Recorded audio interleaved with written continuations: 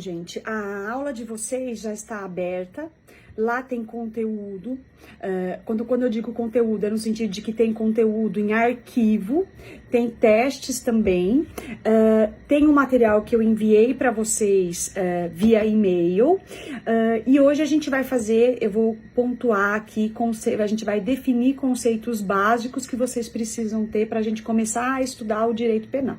Certo, pessoal? Como eu havia dito, a gente vai estudar a ideia de Estado democrático de direito, conceito do que seja jurisdição, de bem jurídico e, finalmente, de direito penal, as características do direito penal. Como a gente também já conversou, eu acho muito importante que você se apoie em algum desses materiais para a gente ir evoluindo no nosso estudo. Por mais que você preste atenção na aula, por mais que você anote tudo que o professor diz, é difícil que o professor consiga exaurir o tema em sala de aula em um tempo pré-determinado, tá? Bom, a ideia de Estado de direito, Estado democrático de direito, envolve primeiro o conceito do que seja Estado formal de direito. Né? Estado formal de direito significa que todos, indistintivamente, se submetem ao império das leis. Veja, só nessa definição você consegue identificar fatores importantes. Para você pode parecer muito óbvio a ideia de que todos se submetem ao império das leis, porque é o que a gente vive. Mas até pouco tempo atrás, não existia essa ideia de que todos, de forma indiferente, ou seja, todos igualmente, deveriam se submeter à força das leis. Então, primeiro, essa ideia de igualdade, de que todos são iguais perante a lei. Isso significa Estado formal de direito. E segundo, todos devem se submeter a ela e a força que coage, que força, que movimenta é a força da lei. Não é um poder que emana do sol, não é um poder que emana da natureza, não é um poder que emana de Deus, e sim em função de um regramento, de um conjunto de leis, de um conjunto de regras, de conjunto de direitos e deveres que as pessoas pré-determinaram. Então, com a Revolução Francesa, que não faz tanto tempo assim, instituiu-se essa ideia de que todos devem se submeter ao império da lei. E essa lei estaria consagrada, esse conjunto de leis estariam consagrados em uma carta, em um papel que seria a Constituição. Então, todos deveriam se submeter à lei. Isso é a ideia de Estado formal de direito. Né? A ideia de que o poder do soberano é um poder em função de pessoas que elegeram esses nossos representantes para estarem ali e nos representarem. E que este poder dele, na verdade, é um poder que emana do povo. E que todos se submetem ao império das leis. No Brasil, mais especificamente, a gente vive em uma situação de Estado democrático de direitos. O que significa isso? A ideia de que, no nosso país, valores democráticos de direito devem inspirar a feitura de todo o ordenamento jurídico. O que significa isso?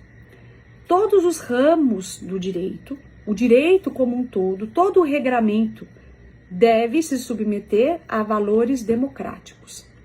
Vejam, a gente está falando de Estado democrático de direito, né, Estado formal de direito, mas a gente não definiu precisamente o que seja o direito. Você pode definir o direito de N formas.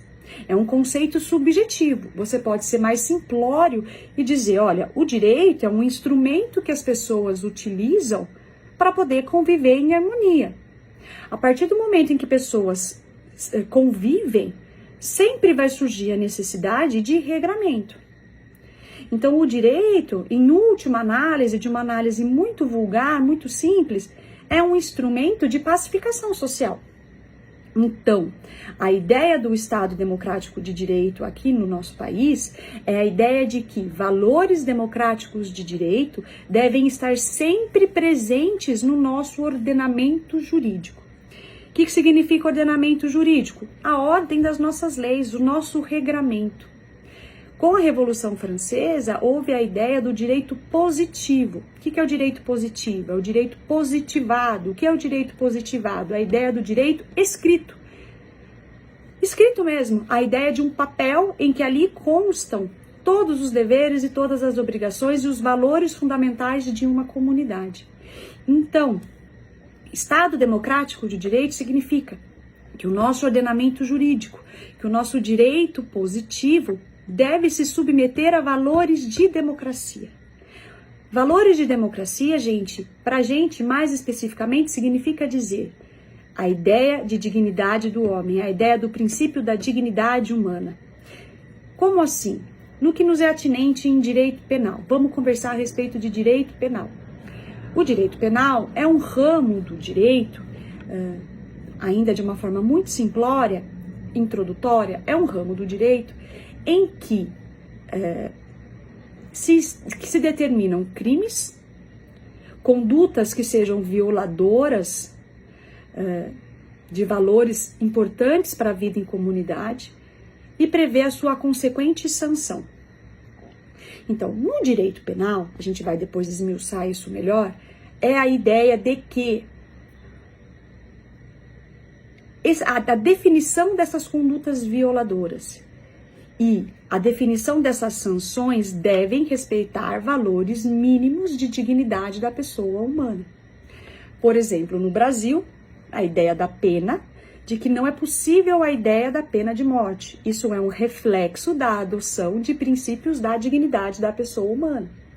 A definição de quais sejam os crimes, de quais sejam as condutas que interferem na vida em comunidade, isso também deve ser guiado, deve ser elaborado através de princípios da dignidade, através do princípio da dignidade da pessoa humana.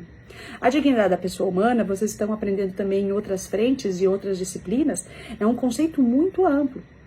É interessante que vocês visualizem, e eu coloquei isso no nosso link da nossa aula, a ideia da Declaração dos Direitos do Homem e do Cidadão, e que isso envolve valores de dignidade da pessoa humana. Então, tudo no direito penal, que é o que nos diz respeito nesse momento, tudo no direito penal deve ser guiado de acordo com esses valores. Do mesmo modo, nos outros ramos do direito, no direito civil, no direito do trabalho, no direito tributário, no direito empresarial, no processo penal, no processo civil. Então, o nosso ordenamento jurídico, vocês aprendem, também estão aprendendo, né? O nosso ordenamento jurídico tem que estar em coesão.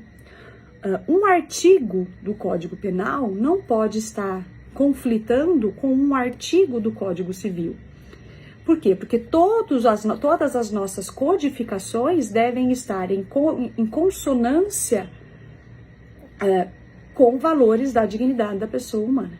Então, Estado de Direito, Estado democrático de direito, envolve, portanto, a ideia de que, primeiro, todos nós nos submetemos ao império das leis.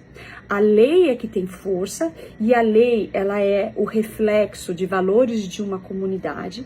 A nossa legislação é uma legislação positivada, o nosso direito é um direito positivo, as leis são escritas, certo? Num documento que é a Constituição, e todas as outras codificações do nosso ordenamento jurídico, Código Penal, Código Civil, Código de Processo Penal e assim por diante, devem estar em coerência com os valores da Constituição. Vocês sabem que a Constituição é o diploma legal máximo de um país, né? Ela é como se fosse numa pirâmide, ela é o topo da pirâmide, e todas as outras codificações devem se submeter aos valores da Constituição. Além disso, todos indistintivamente se submetem a ela. E mais precisamente a ideia de valores democráticos, ou seja, a nossa Constituição expressa valores democráticos, valores de dignidade da pessoa humana.